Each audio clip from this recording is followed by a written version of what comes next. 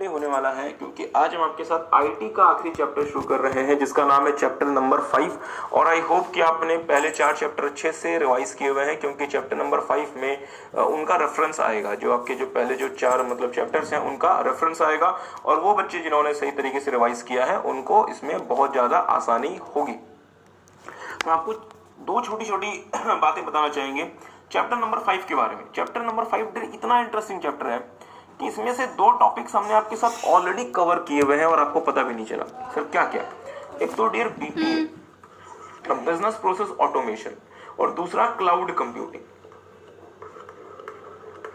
ये 2 ऐसे टॉपिक हैं जो इंस्टीट्यूट ने अनऑर्गेनाइज्ड वे में चैप्टर नंबर 2 में भी डाला था और 5 में भी डाला था, और इसको भी चैप्टर 2 में डाला था और 5 में डाला था। मतलब इंस्टीट्यूट ने क्या किया, बीपीए का थोड़ा सा पोर्शन चैप्टर नंबर 2 में डाल दिया, रिमेनिंग 5 में डाल दिया, और क्लाउड कंप्यूटिंग के साथ भी ऐसा किया। बट हमने आपके साथ चैप्टर नंबर 2 में मेरे हिसाब से 7 क्लासेस लगाई हैं और हमने पूरा बीपीए चैप्टर नंबर 2 में ही कवर किया। 5 वाला भी हमने वहां पे कवर कर लिया और हमने क्लाउड कंप्यूटिंग भी पूरी की पूरी चैप्टर नंबर 2 में कवर कर ली। इसका मतलब ये हुआ कि बीपीए और cloud computing from chapter number 5 has already been covered in chapter number 2। इसलिए वहां पे हमें क्लासेस थोड़ी सी ज्यादा लग गई और इसलिए हमें चैप्टर नंबर 3 में ज्यादा क्लासेस नहीं लगेंगी। क्या कह रहे हैं? क्योंकि कितनी क्लासेस लगेंगी अब ये तो फिलहाल नहीं कहा जा सकता। आज की क्लास के बेसिस पे हम ये पता लगाएंगे कि कितनी क्लासेस लगेंगी। समय बर्बाद ना करते हुए मेरे साथ साथ देखेंगे चैप्टर नंबर 5, इसका नाम है business process automation through application software. Through application software. और आपसे हम 2-3 छोटी छोटी बातें करना चाहते हैं डियर, मेरी बात पे ध्यान दीजिएगा। आपको ऑलरेडी पता है सर क्या हमारा हार्डवेयर होता है, इस हार्डवेयर को ऑपरेट करने के लिए हमें क्या चाहिए? Operating system. हाँ चलिए, तो लगा दिए वहां पे, बंद कर दिए, ठीक। हाँ तो हार्डवेयर के साथ हमें क्या चाहिए? Operating system. ओके, अब यहां ध्यान देंगे।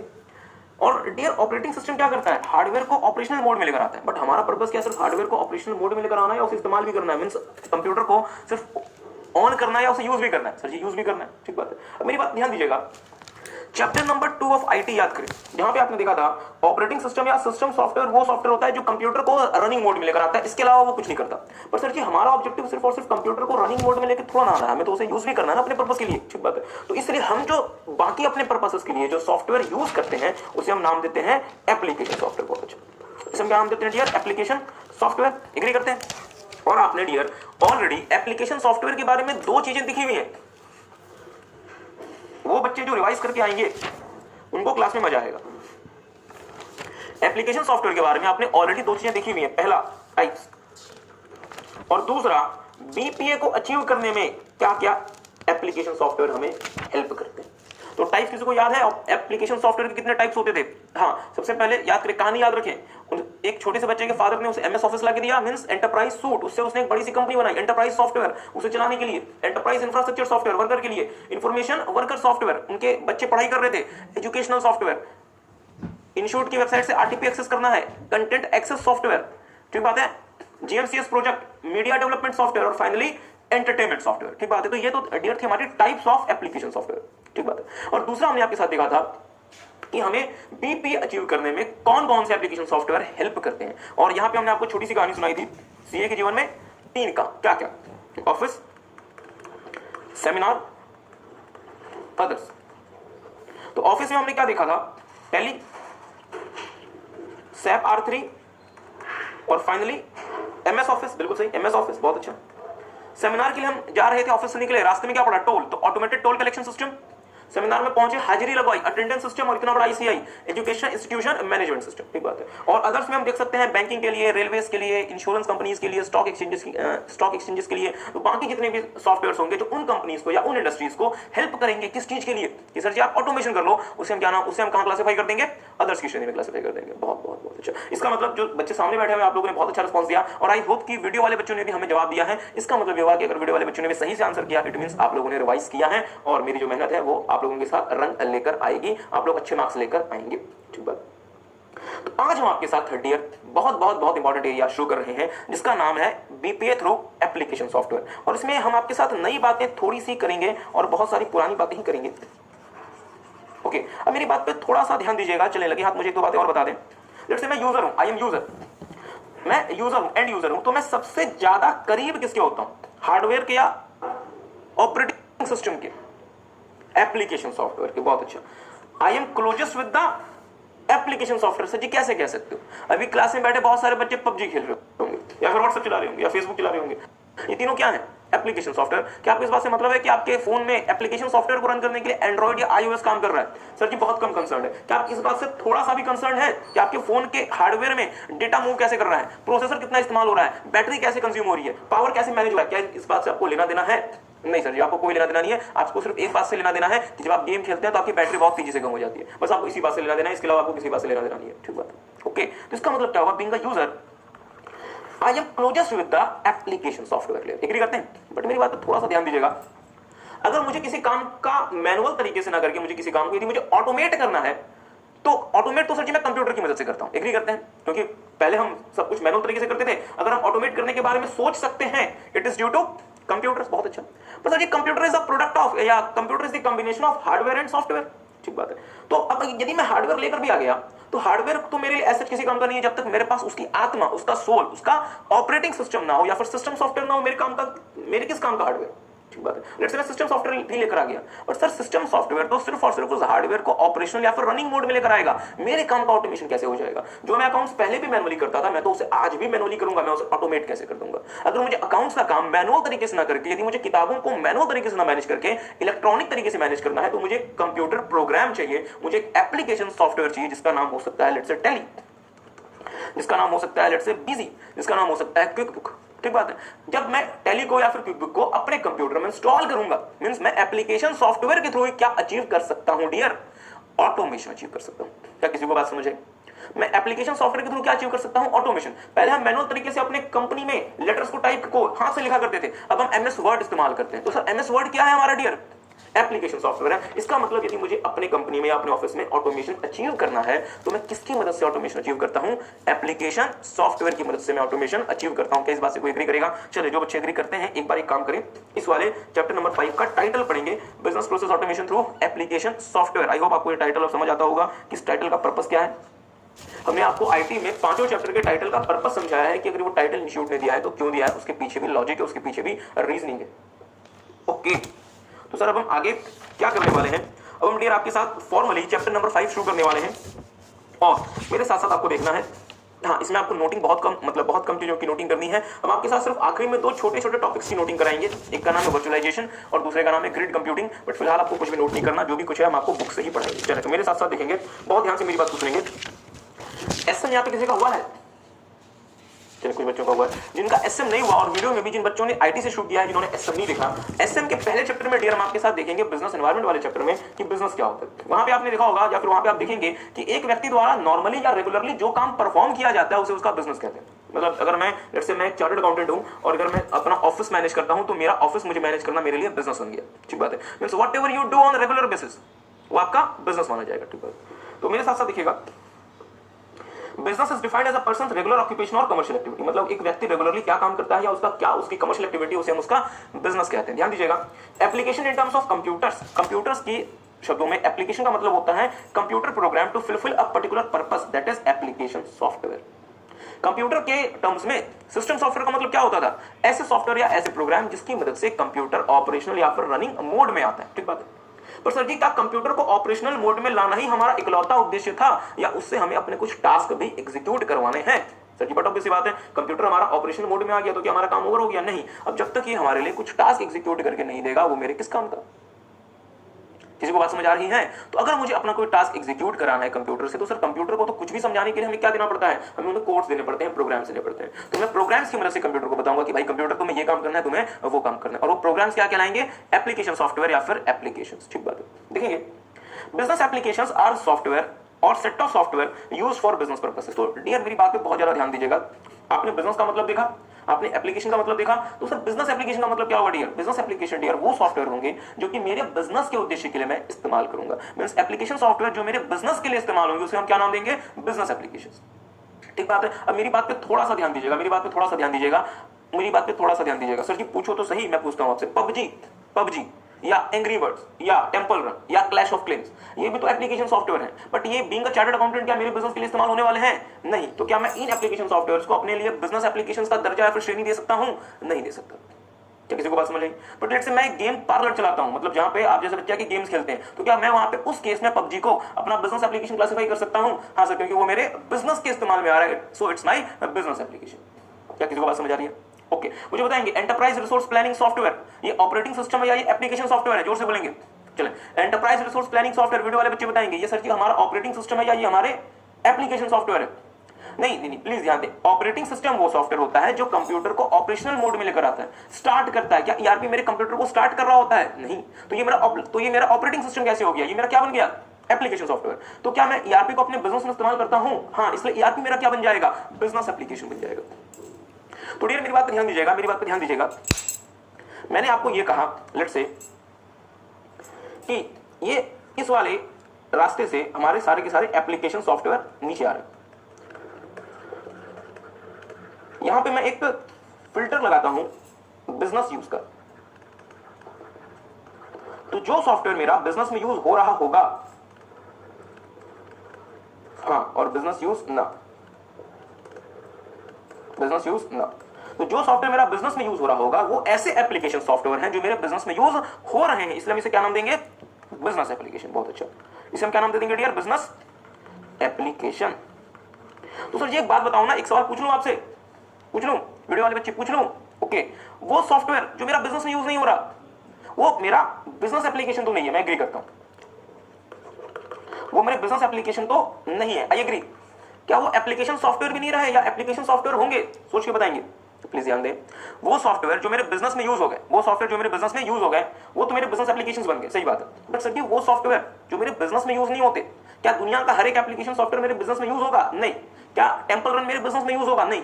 तो सर अगर टेंपल रन मेरे बिजनेस में यूज नहीं होता तो मेरा आपसे सवाल ये है डियर कि क्या टेंपल रन एप्लीकेशन सॉफ्टवेयर नहीं रहेगा? वो एप्लीकेशन सॉफ्टवेयर के दायरे से बाहर निकल जाएगा या अभी भी वो एप्लीकेशन सॉफ्टवेयर तो रहेगा? बहुत अच्छा, अभी भी वो एप्लीकेशन सॉफ्टवेयर तो रहेगा, बट उसे मैं क्या नहीं बोलूंगा? बिजनेस एप्लीकेशंस नहीं बोलूंगा, उसे मैं क्या नहीं बोलूंगा? बिजनेस एप्लीकेशंस नहीं बोलूंगा। आई होप वीडियो वाले बच्चों को भी बात समझ में आई है कि वो एप्लीकेशन सॉफ्टवेयर जो मेरे बिजनेस के लिए यूज नहीं होंगे वो सिर्फ बिजनेस एप्लीकेशंस के दायरे से बाहर होंगे, बट अभी भी वो एप्लीकेशन सॉफ्टवेयर के दायरे में रहेंगे। आई होप आपको बात समझ आ रही है। टेक सम टाइम, एक काम करेंगे, एक बार इसे दोबारा से पढ़ेंगे जो हमने आपके साथ देखा है यहां तक, बिजनेस इज डिफाइंड से लेके यूज फॉर बिजनेस पर्पसेस। हाँ, जो बच्चे अभी आए कृपया बैठ जाए। क्या कह रहे हैं? नहीं, चैप्टर नंबर 4 की जो क्लासेस मिस हुई आपकी उसका बैकअप ले लीजिएगा। सारे बच्चे ध्यान से पढ़ेंगे पहले। तो सर हम क्या कंक्लूड करना चाहते हैं? हम ये कंक्लूड करना चाहते हैं dear, we want to conclude कि वो एप्लीकेशन सॉफ्टवेयर जो मेरे बिजनेस में इस्तेमाल होंगे वो क्या बन जाएंगे? Business applications. और वो एप्लीकेशन सॉफ्टवेयर जो बिजनेस में यूज नहीं होंगे वो क्या बन जाएंगे? Normal applications. ठीक है, देखेंगे, मेरी बात पे ध्यान दीजिएगा।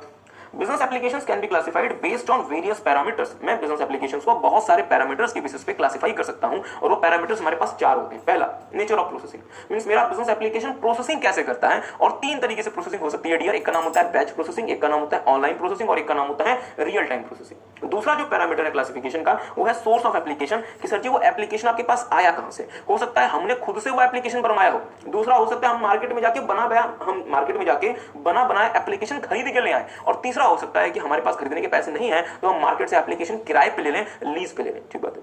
तीसरा होता है डियर साइज ऑफ बिजनेस, छोटी कंपनी, मीडियम कंपनी और बड़ी कंपनी। मेरा आपसे छोटा सा सवाल, एक सवाल पूछ लूंगा आज मुझे ना रोकें। ओके, पूछ लेता हूं। चलिए मेरी बात पर ध्यान दीजिएगा। आप सारे बच्चे ईआरपी से अवेयर हैं, enterprise resource planning. Sir ji हम कैसे अवेयर हो गए? चैप्टर नंबर 4, नालायकों, चैप्टर नंबर 4। किसी को याद है चैप्टर नंबर 4 में ईआरपी पढ़ा था? याद है ना, स्पेशलाइज सिस्टम। ठीक बात है। चलिए, दिल आप लोगों की वजह से दिल मेरा मतलब थोड़ा सा वो हो जाता है, कभी कभी मायूस हो जाता है। यानी आओ मेरी बात पर ध्यान दीजिएगा। कौन सी कंपनी ईआरपी आपके हिसाब से ज्यादा प्रोमिनेंटली इस्तेमाल करेगी? जो एक बड़ी कंपनी है या जिसने बहुत नया अपना छोटा सा बिजनेस शुरू किया है वो बिजनेस ईआरपी यूज करेगा, या जो एक बड़ी कंपनी है वो बिजनेस ईआरपी यूज करेगा?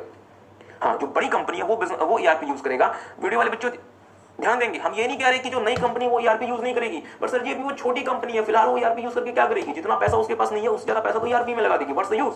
जब वो कंपनी बड़ी बन जाएगी, जब वो कंपनी बड़ी बन रही होगी तो वो ईआरपी यूज करेगी, बट स्टार्टिंग में जो छोटी कंपनियां होती हैं डियर वो ईआरपी जनरली यूज नहीं करती। क्या मेरी बात आप समझ पाए? तो हम ये क्या कह सकते हैं कि बड़े बिजनेसेस के लिए एप्लीकेशन सॉफ्टवेयर अलग हो सकते हैं और छोटे बिजनेसेस के लिए एप्लीकेशन सॉफ्टवेयर अलग हो सकते हैं। बिल्कुल सही बात है। और चौथा जो हम क्लासिफिकेशन करेंगे that is the nature of application, की एप्लीकेशन सॉफ्टवेयर हमारे लिए क्या काम करता है उसके बेसिस पे हम क्लासिफिकेशन करेंगे। मींस हमारे पास हमें इंस्टीट्यूट ने कुल मिला के 4 पैरामीटर्स दिए हुए हैं जिसके बेसिस पे हम बिजनेस एप्लीकेशन को क्लासिफाई कर सकते हैं। पहला, प्रोसेसिंग कैसे होगी, एप्लीकेशन का सोर्स क्या है, बिजनेस का साइज क्या है और एप्लीकेशन का नेचर क्या है, मतलब किस प्रकार का एप्लीकेशन है, वो अकाउंटिंग के पर्पस के लिए है, फाइनेंस के पर्पस के लिए है, टैक्सेशन के पर्पस के लिए, means for what purpose that application software is intended for. I hope आपको बात समझ आ रही है। सो एक एक करके हम आपके साथ शुरू करते हैं। ध्यान दीजिएगा, application based on nature of processing, जिसको याद है चैप्टर नंबर 4 ऑफ आईटी, क्या बात है, ट्रांजैक्शन प्रोसेसिंग सिस्टम। बहुत अच्छा, आपका नाम क्या है डियर? आलोक, क्या बात है आलोक जी, दिल खुश कर दिया आलोक जी।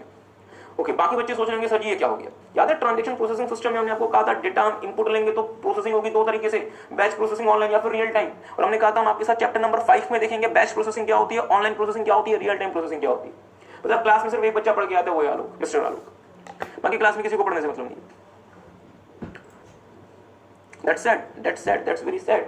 और आई होप वीडियो वाले बच्चे एटलीस्ट घर पे बैठ के पढ़ाई कर रहे हैं, ठीक बात है। तो मेरे साथ साथ दिखेगा application based on nature of processing, dear processing के बेसिस पे हम अपने एप्लीकेशंस को 3 तरीके से क्लासिफाई कर सकते हैं। पहला, बैच प्रोसेसिंग। मुझे पता है बैच का मतलब क्या होता है। बैच का मतलब जैसे हमने आपको टीपीएस में बताया था कि सर यहाँ पे हम जैसे इनपुट देंगे वो इंस्टेंटली प्रोसेस होकर आउटपुट में चेंज नहीं हो जाएगा। मींस इनपुट एक स्पेसिफिक टाइम तक एक्यूमुलेट होगा और उसके बाद जैसे वो स्पेसिफिक टाइम पूरा हो गया और जितना इनपुट जमा हुआ है वो एक बार में एट वन गो प्रोसेस हो जाएगा। जैसे फॉर एग्जांपल अगर हमने लेट्स से एचडीएफसी बैंक से क्रेडिट कार्ड ले लिया और हम रोज उससे शॉपिंग कर रहे हैं, तो क्या रोज हमारे पास क्रेडिट कार्ड का स्टेटमेंट आ रहा है? नहीं सर। हमने एयरटेल से प्रीपेड, हमने एयरटेल से पोस्ट पेड कनेक्शन ले लिया, हम रोज उससे कॉल कर रहे हैं, तो क्या रोज एयरटेल हमारे पास बिल भेज रही है? नहीं।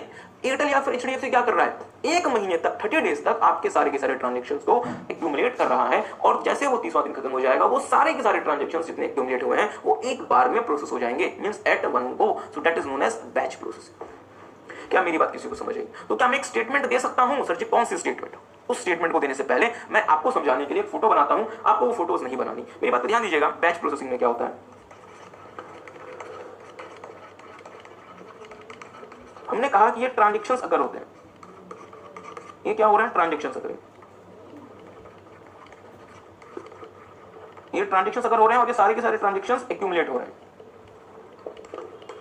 लेट्स से 1 मंथ, तो इस एक महीने में जितने भी ट्रांजेक्शंस हमारे पास इकट्ठा हो गए वो सारे के सारे ट्रांजेक्शंस प्रोसेस्ड होंगे।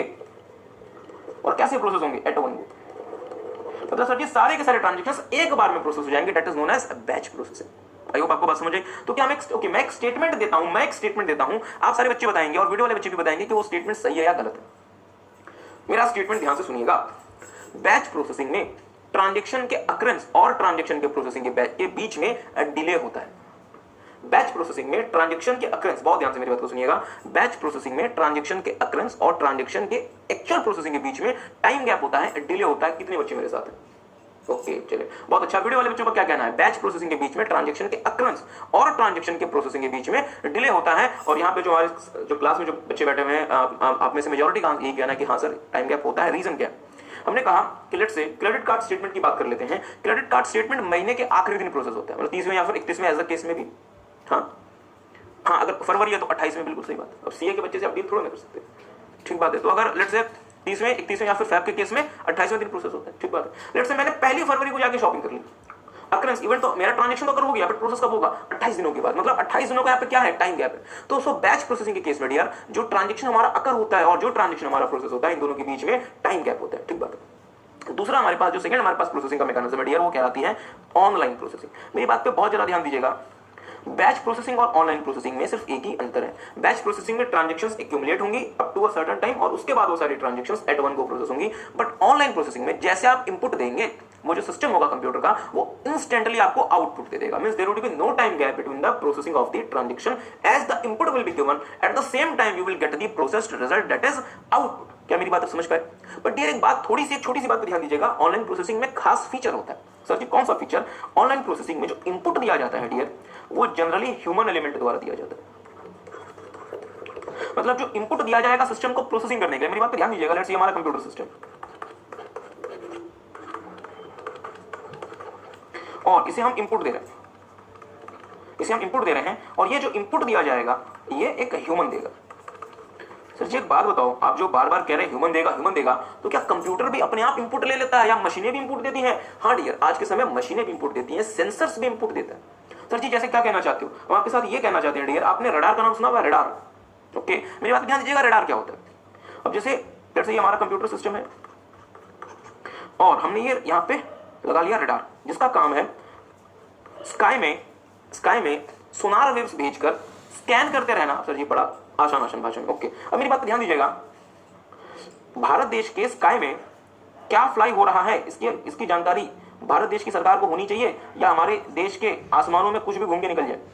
तो ये कैसी बात करते हैं, मतलब हमारे स्काई में क्या मूव हो रहा है, क्या इसकी जानकारी सरकार को होनी चाहिए। अगर इसकी जानकारी सरकार को नहीं होगी तो इस बात की संभावना बहुत ज्यादा है कि कोई एनिमी कंट्री का प्लेन हमारे देश की स्काई में बैठा हो और यहाँ पे आके चीजों को मॉनिटर कर रहा हो और आपको देख रहा हो कि आप बच्चे क्लास में बैठ के भी पबजी खेलते हैं। ओके, ऐसा नहीं। तो मुद्दे वाली बात क्या है कि हमारे देश के आसमानों में मींस हमारे जो स्काईज हैं उनमें क्या है, हमें इस बात की जानकारी होनी चाहिए। बट क्या हम दूरबीन की मदद से भी इस बात को पिन पॉइंट पता लगा सकते हैं? नहीं लगा सकते। इसलिए एक टेक्नोलॉजी इन्वेंट हुई जिसका नाम है रडार। रडार क्या करता है, वो कॉन्टिन्यूस बेसिस पे अल्ट्रा रेज स्काई में थ्रो करता है और लेट्स से यदि कोई स्काई में कोई यदि ऑब्जेक्ट जा रहा है तो ये जो वेव्स हैं ये इससे टकरा के वापस आएंगी और वापस आपके रडार के पास नहीं आएंगी। वो ये भी कहना सही है, ये जो आपकी जो वेव्स हैं ये वापस आएंगी, बट सर जी वापस रडार के पास थोड़ी आएंगे। रडार का काम तो सिर्फ उसको भेजना होता है। ये वेव्स ओके, इसकी जानकारी हमारे कंप्यूटर सिस्टम को जाएगी और कंप्यूटर सिस्टम इसके बेसिस पे इसकी इस बात का पता लगाएगा कि वो ऑब्जेक्ट क्या है, कहां पर है, किस स्पीड से मूव कर रहा है। इसका मतलब ये हुआ कि ये जो हमारा कंप्यूटर सिस्टम है डियर, यहां पे जो इनपुट मिल रहा है वो ह्यूमन एलिमेंट नहीं दे रहा। कौन दे रहा है इनपुट? सेंसर्स दे रहे हैं। आई होप आपको बात समझ आई। तो डियर मेरी बात पे ध्यान दीजिएगा, हमने आपके साथ देखा कि ऑनलाइन जो हमारी प्रोसेसिंग होती है वहां पे इनपुट एक ह्यूमन एलिमेंट देता है, बट जैसे इनपुट आप दोगे वैसे ही वो इंस्टेंटली आपको उसका आउटपुट दे देगा, instantly without any delay. But real time में क्या होता है, इनपुट जो होता है वो ह्यूमन एलिमेंट ना द्वारा दिया जाके सेंसर्स के द्वारा दिया जाता है। किसके द्वारा दिया जाता है? सेंसर्स के द्वारा। मींस ऑटोमेटिकली जो आपका कंप्यूटर सिस्टम होता है वो सेंसर्स की मदद से इनपुट उठाता है और प्रोसेस करके आपको रिजल्ट बता दिया करते हैं। आई होप आपको बात समझ आई। सो टेक सम टाइम, मेरे साथ साथ देख लें कि सर ये चीजें क्या क्या होती हैं डियर मेरे साथ साथ। Okay, this is the way an application updates data following are the major types of processing. मतलब 3 प्रकार की प्रोसेसिंग होती है। पहला batch processing, here transactions are accumulated for a specific time, say 1 day 1 week और 1 मंथ, मतलब एक दिन तक का पूरा ट्रांजैक्शन है, एक हफ्ते तक का, एक पूरे महीने तक का। Then entire transaction collected in that period is processed at one go, और उस दौरान आपने जितना भी ट्रांजैक्शन कलेक्ट किया वो सारा का सारा एक बार में प्रोसेस हो जाएगा। Like credit card statement, monthly stock report etcetera. जैसे आपको पता है क्रेडिट कार्ड के जो स्टेटमेंट्स आते हैं वो महीने में एक बार आते हैं। या फिर अगर मान लीजिए कि अगर आपने बैंक से लोन लिया हुआ है और बैंक ने आपको कहा हुआ है कि हमें मंथली स्टॉक स्टेटमेंट दें, तो वो जो अपडेट होगा वो भी महीने में एक बार अपडेट होगा। ठीक बात है। आगे देखेंगे online processing. Here data is processed immediately when it is entered by the user। जैसे आपने डेटा एंटर किया वैसे वो प्रोसेस हो जाता है। मींस इसमें कोई भी तरीके का टाइम गैप नहीं होता, एक्यूमुलेशन की यहाँ पे कंडीशन नहीं होती। Online processing enables user to input data and get the result immediately. तो जो ऑनलाइन प्रोसेसिंग हमें क्या करते हैं, जैसे हमने डेटा इनपुट किया वैसे ही उसे वो प्रोसेस करके हम उसका रिजल्ट या फिर आउटपुट बता देगा। Real time processing, it is similar to online processing but real time processing uses sensors, ध्यान दीजिएगा, sensors rather than human to obtain its data. तो रियल टाइम प्रोसेसिंग का सबसे खास फीचर क्या है कि सर जी यहाँ पे जो इनपुट होती है डियर, ये ह्यूमन एलिमेंट नहीं दे रहा होता। कौन दे रहे होते हैं? सेंसर्स की मदद से हम कंटिन्यूअसली अपने आप इनपुट जनरेट कर रहे होते हैं और वो इनपुट कंप्यूटर सिस्टम में भेज रहे होते हैं और कंप्यूटर सिस्टम उसकी प्रोसेसिंग कर रहा होता है। This type of processing is carried out in real time, that is immediately. It is used in warning system, guided missile, bullet alarms, alarm system etcetera. मतलब जैसे आप मतलब मिसाइल्स यूज करते हैं या फिर आप वार्निंग सिस्टम यूज करते हैं, या हमने आपको बताया कि आप मतलब रडार में यूज कर सकते हैं, या अगर आपने घर में चोरों से बचने के लिए कोई अलार्म लगाया हुआ है तो वो अलार्म क्या करता है, वो सेंसर्स पूरे घर में मतलब भेज रहा होता है और जैसे उसको कहीं भी मोशन या कोई भी अनयूजुअल एक्टिविटी वो ट्रेस करता है, वो आगे डेटा फॉरवर्ड कर देता है ताकि वो पता चल जाता है कि सर जी घर में आप तो नहीं है बट कोई और घर में एंटर कर चुका है। ठीक बात है। तो मुद्दे वाली बात क्या है, बैच प्रोसेसिंग में ट्रांजेक्शन हम एक्यूमुलेट करके एक बार में वो सारा का सारा ट्रांजेक्शन प्रोसेस करेंगे। ऑनलाइन प्रोसेसिंग में इमीडिएटली हमें उसका रिजल्ट मिल जाएगा और जो रियल टाइम प्रोसेसिंग है वहां पे जो इनपुट दे रहा होगा वो ह्यूमन एलिमेंट ना देके सेंसर्स की मदद से इनपुट आ रहा होगा और अकॉर्डिंगली वो रिजल्ट हमारा प्रोसेस कर रहा होगा। आई होप आपको बात समझे। ओके, आगे देखेंगे application based on source of application की सर जी हमारे पास आया, हमारे पास वो एप्लीकेशन पहुंचा कहां से। तो 3 रास्ते हैं डियर हमारे पास एप्लीकेशन आने के। पहला कस्टम बिल्ट एप्लीकेशन, हमने अपनी जरूरतों के हिसाब से सॉफ्टवेयर बनवाया है। अब मेरी बात पे ध्यान दीजिएगा, दिल्ली के जो बच्चे हैं, आप जो बच्चे हैं वो नेहरू प्लेस जानते हैं और आपको पता है कि नेहरू प्लेस भारत में और एशिया में मतलब कंप्यूटर हार्डवेयर और कंप्यूटर सॉफ्टवेयर का एक बहुत बड़ा मार्केट है। अब जो बच्चे हमें वीडियो के थ्रू अलग अलग शहरों में देख रहे हैं वो अपने आपके शहर में जो भी मतलब आईटी का मार्केट आप उसको इमेजिन कर लें। अब मेरी बात पे थोड़ा सा ध्यान दीजिएगा, मैं लेट्स से एक एफएमसीजी कंपनी, लेट्स से मैं आईटीसी हूं, ठीक बात है। अगर आईटीसी आपको पसंद नहीं तो लेट्स से मैं मारुति सुजुकी इंडिया लिमिटेड, मुझे ईआरपी बनवाना है। मैं मारुति सुजुकी इंडिया लिमिटेड मुझे ईआरपी बनवाना है, ठीक बात है। तो ईआरपी मुझे क्या वो नेहरू प्लेस में जाकर मिल जाएगा, मैं उसकी सीडी खरीद के ले आऊं ईआरपी की? नहीं सर जी, अगर मारुति सुजुकी इंडिया लिमिटेड को ईआरपी बनवाना है तो उसे अपनी जरूरतों के हिसाब से ईआरपी बनवाना पड़ेगा। मतलब सर जी कस्टम बिल्ट एप्लीकेशन। क्या किसी को बात समझ आई? एग्जांपल चेंज करते हैं। लेट्स से मान लीजिए मैं हिंदुस्तान यूनिलीवर एफएमसीजी से मैं डील करता हूं, मुझे अपना ईआरपी चाहिए, तो क्या मैं मारुति वाला ईआरपी यूज कर लूं? या मारुति वाला ईआरपी मारुति सुजुकी के जरूरतों को ध्यान में रख के बनाया गया है। सर जी बट ऑब्वियस बात है ना, मारुति वाला जो ईआरपी है वो तो मारुति सुजुकी इंडिया लिमिटेड की जरूरतों को ध्यान में रख के बनाया गया। अगर हिंदुस्तान यूनिलीवर को अपना ईआरपी चाहिए तो उसे अपनी रिक्वायरमेंट के हिसाब से, अपने बिजनेस नीड्स के हिसाब से ईआरपी डेवलप करवाना पड़ेगा। एग्री करते हैं? इसका मतलब कस्टम बिल्ट एप्लीकेशन। क्या किसी बच्चे की बात समझे? ठीक है, एग्जाम्पल चेंज करते हैं तो सर जी ये तो आप ये कहना चाहते हो ना, मैंने कहा क्या कस्टम बिल्ट एप्लीकेशन वो एप्लीकेशन होते हैं जो कंपनी ने अपनी स्पेसिफिक नीड्स और अपनी स्पेसिफिक रिक्वायरमेंट्स के हिसाब से डेवलप करवाया होता है, वो एप्लीकेशंस क्या कहलाएंगे? Custom built applications. बहुत अच्छा, तो मेरे साथ साथ देखेंगे these applications are developed and to meet, okay, देखेंगे these applications are developed to meet, यहाँ पे एंड नहीं आएगा, these applications are developed to meet specific needs of the company, मतलब कंपनी की खास जरूरतों को पूरा करने के लिए इन एप्लीकेशंस को डेवलप किया जाता है। Mostly large organisations opt for custom built applications where they need software as per their specific needs and requirements. मेरी बात पे डियर ध्यान दीजिएगा, ये लाइन मैं चाहता हूँ कि एक बार आप सारे बच्चे दोबारा पढ़ें और वीडियो वाले बच्चे भी इसे पढ़ें और मुझे बताएं इस लाइन का आप क्या मतलब समझ पाए। मोस्टली लार्ज और ओके ठीक है पढ़ लें आप पढ़ लें पहले, फिर मैं आपसे पूछूंगा। पहले आप इसे पढ़ लें, चलें, आई होप सबने पढ़ लिया। Mostly large organisations opt for custom built applications where they need software as per their specific needs and requirements. अब मेरी बात पे थोड़ा सा ध्यान दीजिएगा, मारुति सुजुकी इंडिया लिमिटेड एक बहुत बड़ी कंपनी है, तो क्या वो किसी भी और क्या किसी भी दूसरी कंपनी का ईआरपी यूज करना शुरू कर दे, या उसे अपनी नीड्स के हिसाब से ईआरपी डेवलप करवानी पड़ेगी? उसे अपनी नीड्स के हिसाब से ईआरपी डेवलप करवानी पड़ेगी। लेट्स से मारुति ने अपना ईआरपी डेवलप करवा लिया, पंजाब नेशनल बैंक को ईआरपी चाहिए था लेट्स से, तो क्या पंजाब नेशनल बैंक या मारुति वाला ईआरपी यूज करना शुरू कर दे, या उसे अपनी नीड्स और अपनी रिक्वायरमेंट्स को कंसीडर करते हुए ईआरपी डेवलप करवाना पड़ेगा, या कोर बैंकिंग सॉफ्टवेयर डेवलप करवाना पड़ेगा? आई होप आपको बात समझ आ रही है। लेट्स से पीएनबी ने कोर बैंकिंग सॉफ्टवेयर अपनी जरूरतों के हिसाब से डेवलप करवाया, क्या एचडीएफसी बैंक वो सेम सॉफ्टवेयर इस्तेमाल करना शुरू कर दे, या एचडीएफसी बैंक को उसमें अपनी रिक्वायरमेंट के हिसाब से मॉडिफिकेशंस करवानी पड़ेंगी? मॉडिफिकेशंस करवानी पड़ेंगी, क्योंकि हो सकता है पीएनबी का बिजनेस प्रोसेस अलग हो, एचडीएफसी का बिजनेस प्रोसेस ढेर किसी और तरीके से काम करता हो। आई होप आपको बात समझ आ रही है। चलिए आगे देखेंगे, like ERP software, CRM software, SCM software. मुझे कोई एससीएम का मतलब बताएगा? What is the meaning of SCM? हाँ बहुत सही, सप्लाई चेन मैनेजमेंट। चलिए अच्छी बात है। सीआरएम कस्टमर रिलेशनशिप मैनेजमेंट, बहुत अच्छा। ध्यान दीजिएगा, दूसरा हमारे पास क्या है? Package software. तो ये वो सॉफ्टवेयर होते हैं डियर जो कि बने बनाए मार्केट में बिक रहे होते हैं, अगर आपकी रिक्वायरमेंट है वो परचेस करके लाओ, इस्तेमाल करना शुरू कर दो। जैसे फॉर एग्जांपल एमएस ऑफिस, जैसे फॉर एग्जांपल टैली। अब मेरा आपसे छोटा सा सवाल है, क्या माइक्रोसॉफ्ट ने आपकी इंडिविजुअल जरूरतों को ध्यान में रखते हुए एमएस ऑफिस बनाया, या उन्होंने एक जनरल सॉफ्टवेयर बनाया एमएस ऑफिस, और अगर आपकी जरूरत मीट होती है तो जाके खरीद लो? एग्री करते हैं? और लेट्स से मेरा एमएस ऑफिस से काम नहीं चल रहा, तो फिर मैं क्या करूंगा? फिर मैं किसी प्राइवेट या मैं किसी इन्फोसिस या विप्रो जैसी कंपनी को पकड़ूंगा और उनको बोलूंगा कि सर जी मेरे नीड्स के हिसाब से एमएस ऑफिस मुझे बना के दो, मुझे मींस मुझे क्या दो? Custom built application. ठीक बात है, बट इसमें खर्चा बहुत ज्यादा होगा।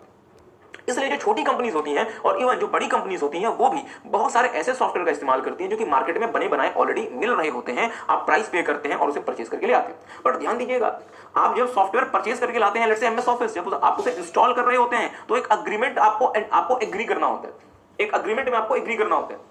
ठीक बात है। अगर मैं कुछ बोलूं यहाँ पे, जो हमारे साथ जो गर्ल्स बैठी हुई है या जो वीडियो में जो गर्ल्स देख रही है, वो अगर बुरा ना मान, तो कुछ बोलूं बुरा मान जाएंगी? ओके चलिए बोल देता हूं। एक बहुत फेमस जोक मेरे पास आया था, ओके, उसमें लिखा हुआ था कि भाई जो सॉफ्टवेयर लाइसेंस एग्रीमेंट होते हैं और गर्ल्स से आर्गुमेंट करने का, इन दोनों का कभी कोई फायदा नहीं होता, एंड में आपको स्किप करना ही पड़ता है। मतलब अगर आप गर्ल्स से आर्गुमेंट कर रहे हैं उसका भी कोई फायदा नहीं, आप कभी जीत नहीं सकते। और ओके, तो आई होप कि किसी गर्ल्स यहाँ पे बैठे हैं जिसे आपको एग्री करना पड़ता है, उसमें ये मेंशन होता है कि आप इस सॉफ्टवेयर में किसी भी प्रकार की मॉडिफिकेशन नहीं कर सकते। अगर आपने लेट्स से उस सॉफ्टवेयर में छेड़छाड़ कर दी, मतलब उस सॉफ्टवेयर में अगर आपने उसे कोड वोड बदल दिए, तो आप कॉपीराइट इन्फ्रिंजमेंट का आपके ऊपर केस लग सकता है। ठीक बात है, आपके ऊपर इंटेलेक्चुअल प्रॉपर्टी को चोरी करने का और उसे मॉडिफाई करने तक का केस बन सकता है। ठीक बात है। So I hope आपको बात समझ आ रही है, तो मेरे साथ साथ एक बार देख लीजिएगा। These are the standard applications purchased by the company like MS Office, Tally, accounting package, etc. The customization in these softwares may not be allowed. मतलब इन सॉफ्टवेयर्स को कस्टमाइज करने का ऑप्शन आपके पास जनरली यूजुअली नहीं होता है। ठीक बात है। तो मेरी बात पे थोड़ा सा ध्यान दीजिएगा। जैसे फॉर एग्जांपल अगर मैं पैकेज्ड एप्लीकेशन या अगर मैं पैकेज्ड सॉफ्टवेयर खरीद के लेकर आता हूँ डियर, तो वहां पे मुझे क्या करना पड़ता है? मुझे स्टार्टिंग में ही अपफ्रंट पूरी की पूरी परचेज कॉस्ट देनी पड़ती है। ठीक बात है। एक नए प्रकार का मैकेनिज्म मार्केट में आया और वो मैकेनिज्म कहता है कि सर ये काम करो यार, पूरा का पूरा पैसा मत दो, आप हमें मंथली या ईयरली कुछ रेंट दे दो और ये सॉफ्टवेयर इस्तेमाल करो। मींस आपको इसका एक्विजिशन कॉस्ट पे नहीं करना, आप जब तक इस्तेमाल करोगे तब तक रेंट देते रहो, जिस दिन इस्तेमाल नहीं करना उस दिन जाके आपका सॉफ्टवेयर वहां से ले आएंगे, कहानी खत्म। मींस इसका मतलब क्या हुआ कि मैं वो सॉफ्टवेयर यूज तो करता हूं बट मैंने उसका पूरा का पूरा एक्विजिशन कॉस्ट पे नहीं किया और मैं उसका ओनर भी नहीं बना, मैं तो सिर्फ क्या हूं, उसे रेंट पे या फिर उसे लीज रेंटल पे इस्तेमाल करने वाला व्यक्ति। ठीक बात है। तो इससे तो ऐसे एप्लीकेशंस को हम नाम देते हैं लीज्ड एप्लीकेशंस। तो मेरे साथ साथ देख लेंगे, Here the entity takes the application on lease and pays fixed rent for using the application without need to pay the entire acquisition cost of the software. मतलब आप क्या करते हैं, सॉफ्टवेयर को लीज पे लेते हैं और आप लीज रेंटल पे कर दिया करते हैं मंथली या ईयरली, और आपको पूरा का पूरा पैसा एक्विजिशन कॉस्ट पे नहीं करना पड़ता है। क्या कह रहे हैं? ओके ठीक है, तो काम करिए, इसके पहले देख लें from the market some of the package application. अगर आप एमएस ऑफिस परचेज करते हैं 5008 ओके ओके ओके, अगर आप टैली परचेज करते हैं ईआरपी वाला तो 48,000 रुपीज। तो ये जो बेसिकली क्या है, ये आपके एमएस ऑफिस या फिर टैली, ये मार्केट में बने बनाए एप्लीकेशंस अवेलेबल है। अब मैं ओके मैं आपके मतलब क्वेश्चन पे आता हूं। मेरा एक छोटा सा सवाल है, लेट्स से मुझे अकाउंटिंग पैकेज चाहिए, सारे बच्चे ध्यान देंगे। मेरा अकाउंट टैली से हो गया, बात ही खत्म हो गई। मेरा काम टैली से नहीं हो रहा, तो क्या मैं टैली लाके उसमें अपने हिसाब से मॉडिफिकेशन कर दूं? नहीं सर, अगर मैं ऐसा करूंगा तो मैं बहुत सारे लीगल मतलब कंसीक्वेंसेस का मुझे सामना करना पड़ेगा। तो फिर मुझे क्या करना पड़ेगा, मुझे टीसीएस, इन्फोसिस या विप्रो जैसी कंपनी की मदद लेनी पड़ेगी और उनको बोलना पड़ेगा कि सर जी आप लोग मेरे लिए, मेरे स्पेसिफिक नीड्स को कंसिडर करते हुए एक अकाउंटिंग पैकेज या एक अकाउंटिंग सिस्टम मुझे डेवलप करके दो। क्या मेरी बात किसी को समझ आई? और कुछ पूछ लूं यहाँ पे, जो बच्चे बहुत ज्यादा खुश हुए हैं यहाँ पे, नहीं प्लीज ध्यान देंगे, जो बच्चे आपस में बात कर रहे हैं कुछ पूछ लूं? ओके आप ओके आप इन्हें कुछ मतलब समझा रहे थे, तो जो भी समझाना है मुझे पता है ना, मैं समझा दूंगा। ओके तो अब मेरा आपसे छोटा सा सवाल, लेट्स से मैंने इन्फोसिस को के साथ एग्रीमेंट कर लिया कि सर इन्फोसिस यार मेरे लिए एक अकाउंटिंग पैकेज बना दो, तो इन्फोसिस क्या एडहॉक बेसिस पे मेरे लिए अकाउंटिंग सिस्टम डेवलप कर देगा या उसके लिए वो कुछ स्टेप्स अप्लाई करेगा? क्या करेगा? उसके लिए वो कुछ स्टेप्स अप्लाई करेगा। प्लीज ध्यान देंगे, आपने ये स्टेप्स ऑलरेडी पढ़े हुए हैं आईपीसीसी में, आईटी में। क्या कोई मुझे बताएगा वो स्टेप्स क्या थे? आई एम वेटिंग, कोई मुझे बताएगा? चलिए मैं क्वेश्चन फिर से पूछता हूँ। मुझे लेट्स से अपनी कंपनी के लिए अकाउंटिंग सिस्टम डेवलप करवाना है, मेरा काम टैली से नहीं चल रहा। मैंने इन्फोसिस को बुलाया और मैंने कहा कि सर जी ये मेरी रिक्वायरमेंट है, इसको कंसीडर करते हुए मेरे लिए अकाउंटिंग पैकेज बना दो। तो क्या इन्फोसिस एडहॉक बेसिस पे अकाउंटिंग पैकेज मुझे बना के दे दे, या उसके लिए वो कोई मैकेनिज्म, वो कोई मेथोडोलॉजी यूज करेगा? चले हिंट भी दे दिया, वो कोई मेथोडोलॉजी यूज करेगा। बहुत अच्छा, एचडीएलसी। एक बच्चे ने आंसर दिया, सिर्फ एक बच्चे ने आंसर दिया, बाकी किसी ने आंसर नहीं दिया। आपका नाम लिया जतिन। ओके, जतिन जी ने आंसर दिया और आगे वीडियो में से किसी बच्चे ने आंसर दिया होगा। अगर आंसर आपको नहीं समझ आया था तो कृपया घर पे रिवाइज करें, दूसरा कोई ऑल्टरनेट नहीं है। System development life cycle methodology Infosys use करेगा और उस मेथोडोलॉजी के बदौलत मुझे वो इन्फॉर्मेशन, मुझे वो अकाउंटिंग पैकेज डेवलप करके देगा। ठीक बात। हाँ, अब मैं आपके क्वेश्चन पे आता हूं। इनका क्वेश्चन है कि सर ये कोई लीज एप्लीकेशन का कोई प्रैक्टिकल एग्जांपल है? बिल्कुल है डियर, हम आपको छोटा सा एग्जांपल देते हैं। जैसे फॉर एग्जांपल आपने अडोबी कंपनी का नाम सुना हुआ है? अडोबी रीडर, ठीक बात है। अडोबी रीडर के अलावा भी अडोबी बहुत कुछ बनाता है, जैसे फोटोशॉप हो गया, एक उनका एक सॉफ्टवेयर आता है आफ्टर इफेक्ट के नाम से, अडोबी प्रो के नाम से, they make a various kind of software. पहले अडोबी ना पैकेज्ड सॉफ्टवेयर के फॉर्म में अपने आप को डील करता था कि सर जी अगर आपको अडोबी आफ्टर इफेक्ट सॉफ्टवेयर खरीदना है तो शायद वो 30 या 35 रुपए का होता था, शायद आपको उतने पैसे देने पड़ेंगे और वो सॉफ्टवेयर आपको मिल जाएगा। बट फिर बहुत कम लोग उसे परचेस करते थे। फिर फाइनली अडोबी ने इसे लीस्ट एप्लीकेशन के फॉर्म में इंट्रोड्यूस कर दिया कि अगर आपको अडोबी फोटोशॉप यूज करना है तो आप हर महीने के 4 या 5 रुपए दे दो, मींस हर साल के 3 या 4 हजार रुपए, और आप उसे यूज कर सकते हैं। तो आपको जितने समय तक यूज करना है आप अडोबी आफ्टर इफेक्ट यूज कर सकते हैं और आपको पूरी की पूरी अपफ्रंट कॉस्ट या परचेस कॉस्ट पे नहीं करनी, आप सिर्फ और सिर्फ रेंटल पे करो और आप अडोबी फोटोशॉप या अडोबी आफ्टर इफेक्ट यूज कर सकते हैं। ठीक है। Now, application based on the size and complexity of business. तो size and complexity of the business के बेसिस पे हमने बिजनेस को देखा कि हम दो तरीके से क्लासिफाई कर सकते हैं, let's say small and medium means SME और लार्ज बिजनेसेस। अब मेरा आपसे छोटा सा सवाल है, स्मॉल और मीडियम जो एंटरप्राइजेस होते हैं वो जनरली कौन से सॉफ्टवेयर की तरफ जाते हैं? पैकेज की तरफ, क्योंकि उनके कोई बहुत ज्यादा नीड्स नहीं होते। पर जो लार्ज बिजनेसेस होंगे डियर, वो जनरली कैसे सॉफ्टवेयर की तरफ जाएंगे? बिल्कुल सही, जो अपनी रिक्वायरमेंट के हिसाब से सॉफ्टवेयर की कस्टम बिल्डिंग करवाएंगे। ठीक बात, तो मेरे साथ साथ देख लें। The application is based on the size of the user for whom the application has been developed. मतलब किसके लिए आपने एप्लीकेशन यूज करना है देखना है। पहला, small and medium enterprise businesses, they need software to cut cost, run operations better and replace paper process. Popular softwares are accounts, office, productivity, email, etc. मतलब जो छोटे बिजनेसेस होते हैं उनको अपना बिजनेस सही से चलाना है, खर्चे घटाने हैं, और जो काम वो मैनुअली कर रहे हैं उसको वो ऑटोमेट करना चाहते हैं। तो उनके लिए जनरली कौन से सॉफ्टवेयर यूज होते हैं? अकाउंट्स के लिए for example tally, MS office, Gmail etcetera. तो वो ऐसे सॉफ्टवेयर इस्तेमाल करना पसंद करते हैं जो कि उनको आसानी से पैकेज्ड फॉर्म में मिल जाते हैं। बट ध्यान दीजिएगा, large businesses, this businesses okay, the business tools favoured by large businesses include CRM. इनको क्या चाहिए होता है? Customer relationship management software, human resource software, ERP, supply chain management on the specific requirements and needs. इसका मतलब उनको बड़े-बड़े applications की रिक्वायरमेंट होती है, जैसे सीआरएम, एससीएम, एचआरएमएस एक्सेट्रा। तो ऐसे सॉफ्टवेयर जनरली आपको मार्केट में नहीं मिलते, आपको अपनी रिक्वायरमेंट के हिसाब से डेवलप करवाने पड़ते हैं। ठीक बात है। आखिर में थोड़ा सा देख लीजिएगा, business applications based on nature of application. मतलब सर जी वो एप्लीकेशन हमारे लिए काम क्या करता है? तो हमारे लिए अकाउंटिंग का काम कर सकता है, ऑफिस मैनेजमेंट का काम कर सकता है, कंप्लायंस का काम कर सकता है, मैनेजमेंट को सपोर्ट देने का काम कर सकता है, ईआरपी सॉफ्टवेयर हो सकते हैं, लॉजिस्टिक्स मैनेजमेंट हो सकता है, अदर इंडस्ट्री स्पेसिफिक एप्लीकेशंस हो सकते हैं। तो एक एक करके मेरे साथ साथ देख लीजिए। हाँ, ये बेसिकली क्या है, हमारा जो डी जो पॉइंट डियर वो है कि मैं nature of applications means application काम क्या करेगा, किस तरीके का काम करेगा, उसके बेसिस पे मैं अपने एप्लीकेशंस की क्लासिफिकेशन कर सकता हूं। जैसे फॉर एग्जांपल टैली, तो सर जी टैली हमारा क्या करेगा, अकाउंटिंग का काम करेगा, तो उसको मैं अकाउंटिंग एप्लीकेशन का नाम दे दूंगा। और हर वो एप्लीकेशन सॉफ्टवेयर जो कि अकाउंट्स का काम करेगा वो कहां क्लासिफाई हो जाएगा, अकाउंटिंग एप्लीकेशन में क्लासिफाई हो जाएगा। ठीक है, तो मेरे साथ साथ देख लें। Accounting applications ranges from accounting software such as Tally to high-end applications such as SAP and Oracle Financial। अब देखेंगे लैंग्वेज थोड़ी सी स्टैंडर्ड की है, अभी इंस्टीट्यूट की किताब की लैंग्वेज है। इसका मतलब ये हुआ बेसिकली कि अकाउंटिंग एप्लीकेशन छोटे बिजनेसेस के लिए जनरली क्या होगा, टैली। बट ये आप एक बड़ी कंपनी बन गए तो आपका काम टैली से नहीं चलना, फिर आपको अपने रिक्वायरमेंट के हिसाब से ईआरपी बनवानी पड़ेगी। और ईआरपी की सबसे बड़ी कंपनी कौन सी है, सैप, और इसके बाद ऑरेकल। ठीक बात है, तो फिर आपको हो सकता है कि टैली जैसा जो सॉफ्टवेयर है वो भी अकाउंटिंग में ही क्लासिफाई होगा, और जो बड़ी बड़ी ईआरपी पैकेजेस होती है वो भी अकाउंटिंग एप्लीकेशन में ही क्लासिफाई होंगी। ठीक, आगे देखेंगे office management software. These applications helps entity to manage their office requirements like word processor, spreadsheet, presentation software etc। अब एक सामान्य ऑफिस में क्या होता है, एक सामान्य ऑफिस में सर जी हमें वर्ड प्रोसेसर मतलब एमएस वर्ड चाहिए, हमें स्प्रेडशीट सॉफ्टवेयर चाहिए, हमें मतलब प्रेजेंटेशन सॉफ्टवेयर चाहिए, तो ये हमें ऑफिस मैनेज करने में मदद करते हैं। Compliance applications, enterprise need to comply with applicable laws and regulations. अब आपको पता है भारत देश में जो बच्चा आर्टिकलशिप में जाते हैं उनको पता है सर जी कि कितनी सारी कंप्लायंस की रिक्वायरमेंट होती है। तो कंप्लायंस रिक्वायरमेंट्स या फिर कंप्लायंस एप्लीकेशंस वो एप्लीकेशंस होते हैं डियर जो कि आपको कंप्लायंस में मदद करते हैं। Compliance applications are software for e filing of documents, e payment of taxes etcetera, जिसके थ्रू आप इलेक्ट्रॉनिकली अपने मतलब कंप्लायंस को पूरा कर सकते हैं। आपको आरओसी कंप्लायंस करना है, आपको टीडीएस कंप्लायंस करना है, आपको फैक्ट्रीज एक्ट में कंप्लायंस करना है, आपको बोनस एक्ट में मतलब कंप्लायंस करना है। दुनिया भर के जो कंप्लायंसेस हैं उन कंप्लायंसेस को जो सॉफ्टवेयर आपको मदद करते हैं that is known as compliance application. Management support software, ये वो सॉफ्टवेयर होते हैं जो कि मैनेजमेंट को मतलब सपोर्ट करते हैं किस चीज में, डिसीजन मेकिंग पर्पस के लिए। याद करिए चैप्टर नंबर 4 ऑफ आईटी, वहां पे आपने क्या देखा था, वहां पे आपने डीएसएस भी देखा था, ईआईएस भी देखा था, एमआईएस भी देखा था। तो ये वो सॉफ्टवेयर होते हैं जो कि मैनेजमेंट के डिसीजन मेकिंग में मैनेजमेंट को असिस्ट करते हैं, हेल्प करते हैं। ERP software, big companies use ERP software as per their needs. Okay, logistics management software, ये वो सॉफ्टवेयर होती है जो कंपनी को लॉजिस्टिक्स मैनेज करने में मदद करते हैं। ओके, मेरी बात ध्यान दीजिएगा डियर। लॉजिस्टिक्स बेसिकली क्या होता है, रॉ मटेरियल को सप्लायर से अपनी फैक्ट्री तक लेके आना और फिनिश गुड्स को अपने यहां से अपने मतलब कस्टमर या फिर डिस्ट्रीब्यूटर तक, अपने कस्टमर या फिर डिस्ट्रीब्यूटर तक भेजना। वेयर हाउसिंग का ध्यान रखना कि सर जी वेयर हाउसिंग कहां होगी हमारी, कौन से ट्रक में लेकर आएंगे, लेकर जाएंगे एक्सेट्रा। तो इन सबको हमने क्या नाम दिया है, लॉजिस्टिक्स मैनेजमेंट। तो आपके साथ एसएम में जिन बच्चों ने एसएम ऑलरेडी कर लिया उन्होंने ऑलरेडी देखा हुआ है कि लॉजिस्टिक्स मैनेजमेंट का बड़ा भाई क्या है, सप्लाई चेन मैनेजमेंट। ठीक है, अदर इंडस्ट्री स्पेसिफिक एप्लीकेशंस जैसे कि हमारे मतलब बैंकिंग इंडस्ट्री के लिए, इंश्योरेंस के लिए, ऑटोमोबाइल्स के लिए, तो अलग अलग लोगों के लिए जो भी सॉफ्टवेयर है उनके पर्पस के लिए भी वो हम क्लासिफाई कर सकते हैं। टेक सम टाइम, एक बार इसे ध्यान से पढ़ लें, मैं इसे रब कर देता हूं, ध्यान से देख लें, फिर हम आगे प्रोसीड करेंगे।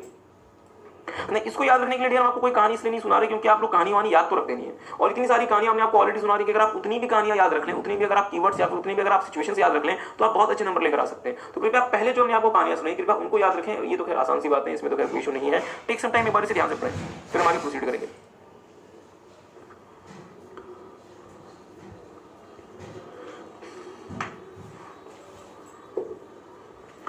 सारे बच्चे ध्यान से पढ़ेंगे।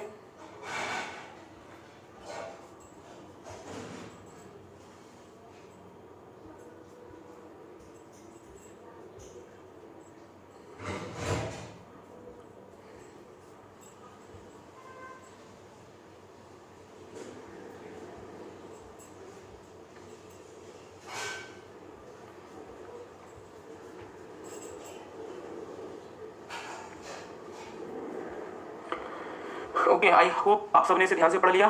तो मेरे साथ साथ देखेंगे एक बार हम आपको 2 मिनट में रिवाइज करा देते हैं।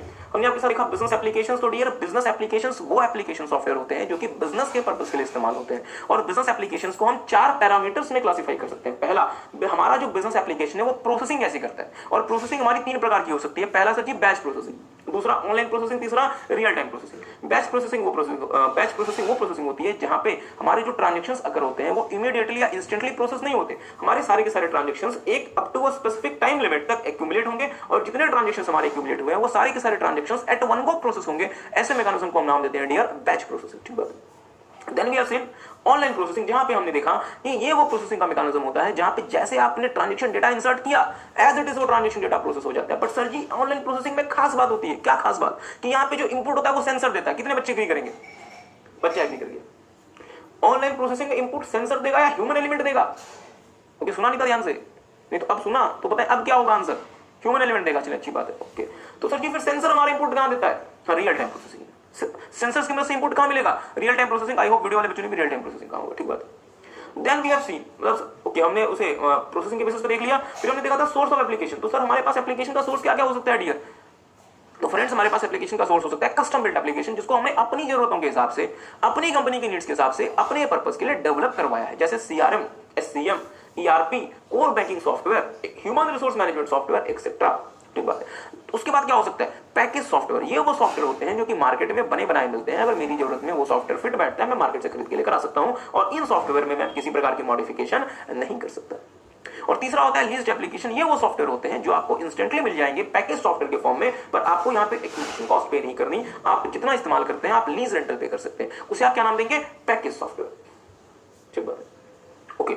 इसके बाद हमने देखा था डियर कि हमारे एप्लीकेशन सॉफ्टवेयर हमारे बिजनेस के साइज और कॉम्प्लेक्सिटी के बेसिस पे भी क्लासिफाई हो सकते हैं। तो इसको हम दो तरीके से क्लासिफाई कर सकते हैं, पहला स्मॉल एंड मीडियम बिजनेसेस और दूसरा लार्ज बिजनेसेस। तो स्मॉल एंड मीडियम बिजनेसेस वो बिजनेसेस होते हैं जो सॉफ्टवेयर इस्तेमाल करेंगे उनका पर्पस भी बहुत ज्यादा नहीं होगा, उनके छोटे मोटे पर्पस होते हैं, जैसे सर जी खर्चा घटाना है, बिजनेस अपने ऑपरेशन को सही तरीके से रन करना है, अपने मतलब पेपर से जो काम करना है उसको हमें रिमूव करना है। तो ये जो लोग होते हैं वो जनरली कौन से सॉफ्टवेयर इस्तेमाल करते हैं, आप सोचे ना, छोटे ऑफिस में क्या इस्तेमाल होता है, accounting software, MS office software, email software, communication software etcetera. और जो लार्ज बिजनेसेस होते हैं वो कॉम्प्लेक्स नेचर के अपने रिक्वायरमेंट के हिसाब से सॉफ्टवेयर्स को डेवलप करवाते हैं, जैसे ERP, CRM, HRMS, SCM etcetera. देन इसके बाद हम नेचर ऑफ एप्लीकेशन के बेसिस पे भी एप्लीकेशन सॉफ्टवेयर को क्लासिफाई कर सकते हैं, और बहुत बेसिक क्या है, accounting software, office related software, compliance applications, management support software, enterprise resource planning, logistics management और other industry specific software. I hope आपको बात समझ आ रही है। तो एक काम करेंगे, मेरे साथ साथ देख लेंगे। हाँ चलिए, आप लोगों ने ऑलरेडी देख लिया ना सबने। चलिए फिर हम आगे प्रोसीड करते हैं डियर इन्फॉर्मेशन प्रोसेसिंग। हमने आपको पहले ही कहा था कि चैप्टर नंबर 5 में हमें आपको कुछ भी पढ़ाना नहीं है, तो बहुत आसान चैप्टर है, मेरे साथ साथ देख लें। डेटा मैंने प्रोसेसेस कॉल्ड इन्फॉर्मेशन। बताएं, information is necessary for decision making and survival of an entity. Agree करेंगे, मतलब इन्फॉर्मेशन जो है वो किसी भी कंपनी के जीवित रहने के लिए, जिंदा रहने के लिए तेरी कसम इन्फॉर्मेशन जरूरी है सर। ओके ओके, ठीक बात है, ठीक बात है। फिर से सुना दो, फिर से क्या सुना दो, चलिए फिर से सुन ले, जिंदा रहने के लिए तेरी कसम इन्फॉर्मेशन जरूरी है सर। ठीक है, ओके, आगे देखेंगे। The process of creating information from raw data is known as information processing. तो सर इन्फॉर्मेशन प्रोसेसिंग क्या होती है? इन्फॉर्मेशन प्रोसेसिंग डियर क्या एक मैकेनिज्म होती है जिससे हम इन्फॉर्मेशन क्रिएट करते हैं। But sir ji information create किससे होता है? डेटा से। मतलब डेटा से इन्फॉर्मेशन क्रिएट करने की प्रक्रिया इन्फॉर्मेशन प्रोसेसिंग कहलाती है। रीजन क्या है? डेटा में जैसे प्रोसेसिंग करोगे क्या मिल जाएगा? इन्फॉर्मेशन। ठीक बात है, आगे देखेंगे। Classification of information processing is based on level of human computer interconnection. अब मेरी एक छोटी सी बात पे ध्यान दीजिएगा, मुझे बताएंगे कंप्यूटर तो सर जी नया नया इंट्रोड्यूस हुआ है, और भारत देश में तो अब जाके आपको कंप्यूटर वाइड स्प्रेड दिखाई पड़ता है। आज से 5 साल पहले भी भारत देश में कंप्यूटर वाइड स्प्रेड नहीं था। तो क्या दुकानदार क्या बही खाते नहीं बनाते थे, अकाउंट्स नहीं बनाते थे? बनाते थे, बट क्या सर जी टैली इस्तेमाल कर रहे होते थे? नहीं, मैनुअल तरीके से। और मुझे जहां तक लगता है आप में से बहुत सारे बच्चे फैमिली, मतलब आप में से बहुत सारे बच्चे बिजनेस फैमिली से बिलोंग करते हैं। और बिजनेस फैमिली मतलब जिनके मतलब क्या नाम है, बड़े बड़े क्या कहते हैं कि मतलब शॉप्स हैं। ठीक बात है। और आप लोगों ने अपने फादर को, अपने ग्रैंडफादर को जरूर से अकाउंट्स मैनेज करते हुए देखा होगा, बट क्या वो टैली इस्तेमाल कर रहे हैं? नहीं, वो क्या करते हैं, वो बही खाता मैनेज करते हैं। और जैसे अब फॉर एग्जांपल हिंदुओं में क्या होता है, दीपावली में हम अपना नया साल अकाउंटिंग पर्पस के लिए नया साल मनाते हैं, और एक रेड कलर की एक बुक लेकर आते हैं जिसको मतलब जिसमें अकाउंट्स लिखना शुरू करते हैं। एग्री करते हैं? किसने देखा हुआ है अपने घर पे? देखा हुआ है अपने? चलिए काफी सारे बच्चों ने देखा होगा। तो अब बेसिकली सर जी हम क्या कर रहे होते हैं, हम वहां पे भी इन्फॉर्मेशन को प्रोसेस कर रहे होते हैं, बट क्या हम कंप्यूटर यूज कर रहे होते हैं, मैनुअल तरीके से कर रहे होते हैं? मैनुअल तरीके से कर रहे होते हैं। मींस वहां पे इन्फॉर्मेशन की प्रोसेसिंग मैनुअल तरीके से हो रही होती है, कंप्यूटराइज तरीके से नहीं हो रही होती। याद करें चैप्टर नंबर 2 ऑफ IT, हमने आपको क्या कहा था, हमारे देश में तो राजा महाराजा बहुत सालों से रहते आ रहे हैं। तो सर जी उस समय भी तो इन्फॉर्मेशन सिस्टम होता था, बट इन्फॉर्मेशन सिस्टम में उस जमाने में सब कुछ कैसे होता था? मैनुअल तरीके से। बट जब IT आ गया तो अब कैसे होता है? कंप्यूटराइज तरीके से। आई होप आपको बात समझ आ रही है। तो चलो मेरे साथ साथ देखेंगे, दो तरीके से हम इन्फॉर्मेशन प्रोसेसिंग कर सकते हैं। पहला है मैनुअल तरीके से और दूसरा कंप्यूटराइज तरीके से। तो मुझे एक बात सोच के बताएंगे, मैनुअल तरीका कौन सा तरीका होता होगा? जहां पे इन्फॉर्मेशन की प्रोसेसिंग तो होती है सर जी, बट कैसे? मैनुअली। यहां पे कंप्यूटर सिस्टम इस्तेमाल नहीं होता। और दूसरा कंप्यूटराइज सिस्टम क्या होता होगा? जहां पे इन्फॉर्मेशन की प्रोसेसिंग होती है, बट कैसे? कंप्यूटर्स की मदद से। ठीक है, तो मेरे साथ साथ देखेंगे। Manual systems are the system where level of manual intervention is very high. मतलब जहां पे मतलब मैनुअल तरीके से काम बहुत ज्यादा किया जाता है, जैसे valuation of exam papers, teaching, ticket checking by TC and train etcetera. मतलब मैनुअल सिस्टम के कुछ एग्जांपल्स क्या क्या हैं? जैसे एग्जाम पेपर का वैल्यूएशन जो आपके पेपर्स का इंस्टीट्यूट वैल्यूएशन करता है। दूसरा टीचिंग, जैसे कि हम पढ़ाते हैं आपको। तीसरा ticket checking by TC and train, जो अगर आपके जो टिकट्स को चेक किया जाता है। तो बेसिकली मैनुअल प्रोसेस या मैनुअल सिस्टम हर वो सिस्टम होता है जहां ह्यूमन एलिमेंट काम कर रहा होता है, उसे हम क्या नाम देंगे? मैनुअल सिस्टम का नाम देंगे। हाँ बिल्कुल सही। जैसे शॉपकीपर दुकान में गुड्स को सेल कर रहा होता है, तो वो क्या बन जाएगा? मैनुअल। बट किसी ने वो वीडियो देखी हुई है सर जी? कौन सी video? Chapter number 2 of IT में हमने आपको अमेजॉन गो स्टोर का वीडियो दिखाया हुआ था। वहां पे कोई ह्यूमन एलिमेंट नहीं था, तो वो बेसिकली क्या है? कंप्यूटराइज्ड है सब कुछ। ठीक बात है, आगे देखेंगे। Components of manual information processing cycle, input. तो आप क्या करते हैं, जो भी आपने दिन भर का सेल किया वो सारा का सारा कुछ आप रजिस्टर में लिख लिया करते हैं कि सर जी इतना हमने रोज का सेल किया। दूसरा, उसकी प्रोसेसिंग, उसको आप अलग अलग तरीके से उसे आप क्या करते हैं, समराइज करते हैं कि सर आज हमने मिस्टर महेश को 1000 रुपए के गुड्स बेचे, इन्होंने 800 रुपए दिए, 200 रुपए इनके उधार वाले खाते में लिख लो, एग्री करते हैं। और तीसरा, output, present information in the form of reports. मतलब मैनुअल सिस्टम में क्या होता है, इनपुट, सब कुछ आपने जो किया वो अपने रजिस्टर में लिख लो।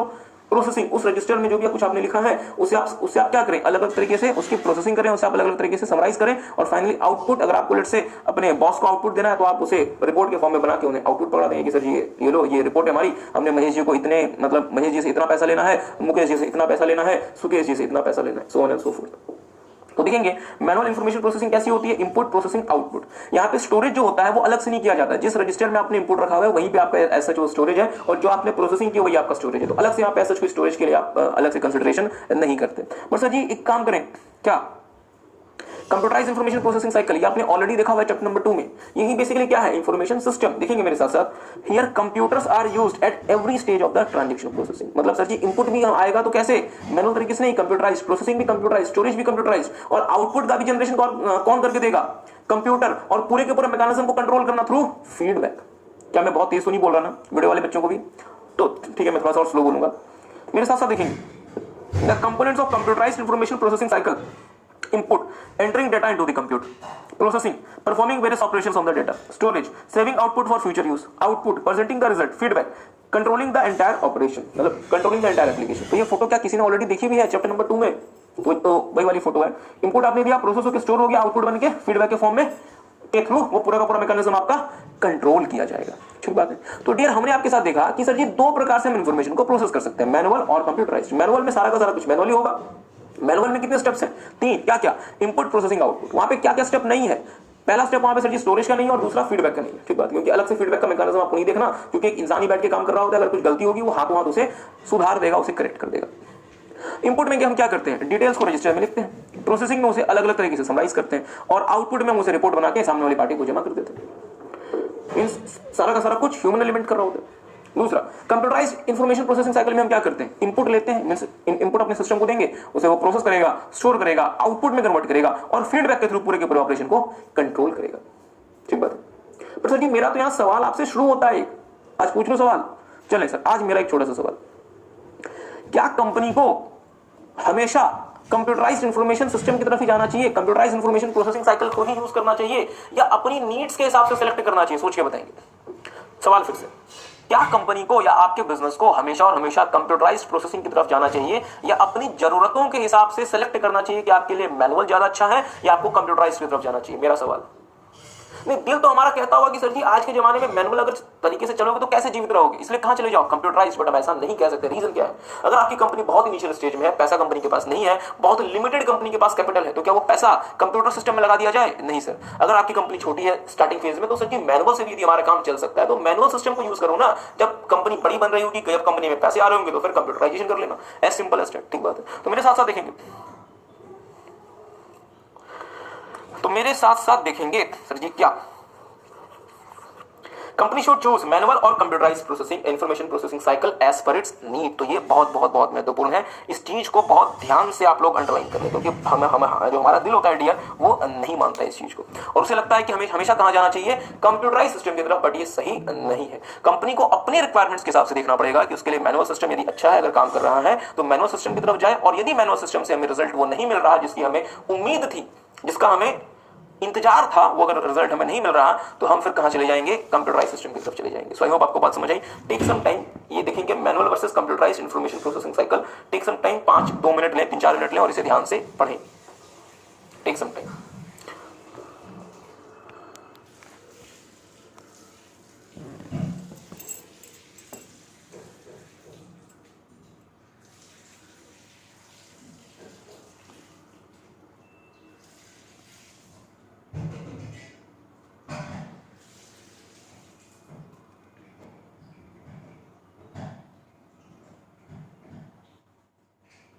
प्रोसेसिंग साइकिल क्या बच्चे कह रहे हैं हाँ देखेंगे system where manual intervention is very high, मतलब मैनुअल प्रोसेसिंग साइकिल क्या होगा डियर, जहाँ पे सब कुछ इनपुट भी प्रोसेसिंग भी आउटपुट भी ये सारा का सारा कुछ कौन देख रहा होगा, मैनुअल एलिमेंट्स देख रहे होंगे। बट कंप्यूटराइज सिस्टम में ऐसा नहीं कि कंप्यूटराइज सिस्टम में इंसान इन्वॉल्व नहीं है, ह्यूमन वहां भी इन्वॉल्व है, बट मेजॉरिटी टास्क आपका कंप्यूटराइज या ऑटोमेटिक तरीके से परफॉर्म हो रहा है। देखिए अब आपके साथ डियर एक इंटरेस्टिंग टॉपिक कर रहे हैं जिसका नाम है डिलीवरी चैनल्स।